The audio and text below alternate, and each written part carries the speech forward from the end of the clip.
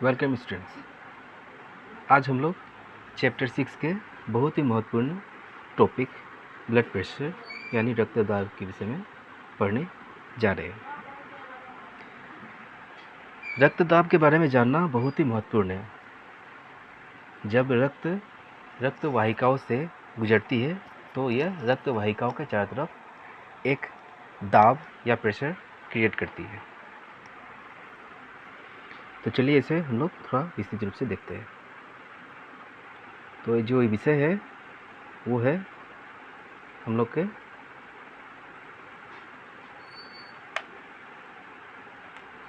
General science का, और ये है रक्तदाब। इस चित्र को ध्यान से देखिए। इस चित्र में आपको एक डॉक्टर दिख रहा होगा, एक मरीज है और डॉक्टर मरीज की जांच कर रहा है। डॉक्टर के कान में एक स्टेथोस्कोप है और साथ साथ डॉक्टर एक विशेष यंत्र रोगी के हाथ या क्या बोलते हैं उसे जानने के पहले हम लोग उसे क्या करते हैं वो हम लोग जानते हैं। इससे हम लोग प्रेशर को नापते हैं। तो इस जो यंत्र है उसको हम लोग बोलते हैं स्फाइग्नोमैनोमीटर। तो ये है उसका नाम, स्फाइग्नोमैनोमीटर। और ये दिखने में किस तरह का होता है? और दिखने में इस तरह का होता है। अगर इसको ध्यान से देखेंगे तो इसमें हम लोग को जो ये नीला वाला है उसको हम लोग बोलते हैं कफ, और जो साइड में है उसको हम लोग बोलते हैं बल्ब। ठीक है। और ये जो पाइप है, इस पाइप को हम लोग, आप इसको ट्यूब बोल सकते हैं, ट्यूब। और ये जो थर्मोमीटर जैसा दिख रहा है इसे हम लोग प्रेशर को नापने के लिए देखते हैं, और इसमें पारा होता है। तो अभी हम लोग रक्तदाब की परिभाषा को देखते हैं। तो परिभाषा के अनुसार रुधिर वाहिकाओं की भित्ति के विरुद्ध जो दाब लगता है उसे रक्तदाब यानी ब्लड प्रेशर कहते हैं। वो कैसे होता है देखिए।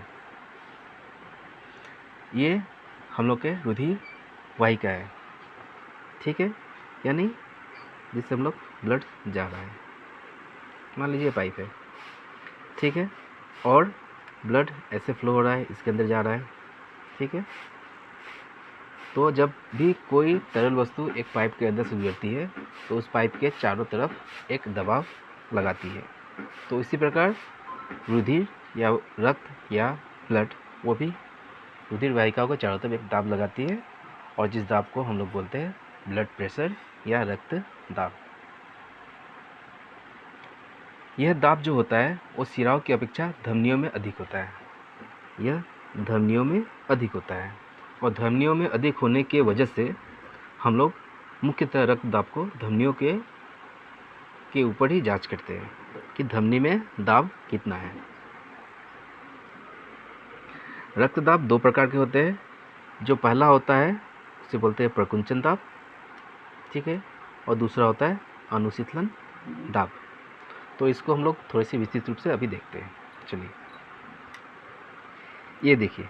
सबसे पहले जो डॉक्टर क्या करते हैं वो पहले काफ को बाहों में बांध देता है, और ये जो देख रहे हैं बल्ब, इसकी सहायता से काफ में एक प्रेशर क्रिएट करता है। और जो प्रेशर जब क्रिएट हो जाता है तो धमनियाँ थोड़ी देर के लिए बंद हो जाती है।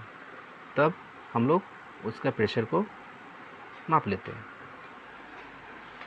अब क्या होता है, जब उसको नाप लेते हैं तो डॉक्टर क्या करते हैं, जो बल्ब में आपका एक वेल्व होता है उसको खोल देते हैं। जैसे वेल्व को खोलते हैं जो रक्तदाब है 120 से नीचे आना शुरू हो जाता है।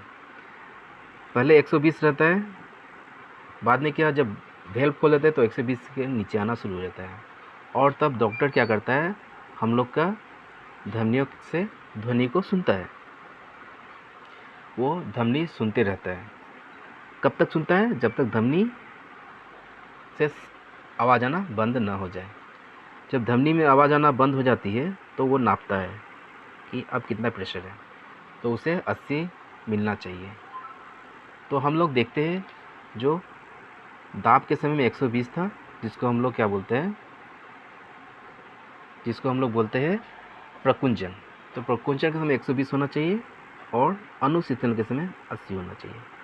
तो इस प्रकार जो सामान्य जो प्रेशर होता है, सामान्य जो दाब होता है हम लोग का शरीर में, ब्लड वेसल्स यानी हम लोग का रक्त वाहिकाओं में 120/80 होना चाहिए।